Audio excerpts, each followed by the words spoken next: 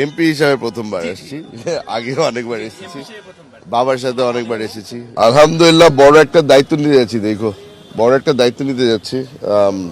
সকলের দোয়া চাচ্ছি, সকলের থেকে অনেক সম্মান পেয়েছি। এখন কাজে নামতে হবে। শপথ নেওয়ার পরে এলাকায় চলে যেতে হবে, মানুষকে ধন্যবাদ জানাতে হবে। যারা এত ভরসা রেখে আমাকে সংসদে পাঠিয়েছে তাদেরকে সম্মান জানানোটা তো আমার জন্য অনেক বড় একটা দায়িত্ব। এমপি হিসাবে প্রথমবার আসছি, আগেও অনেকবার এসেছি, বাবার সাথে অনেকবার এসেছি। আলহামদুলিল্লাহ একটু অদ্ভুত লাগছে।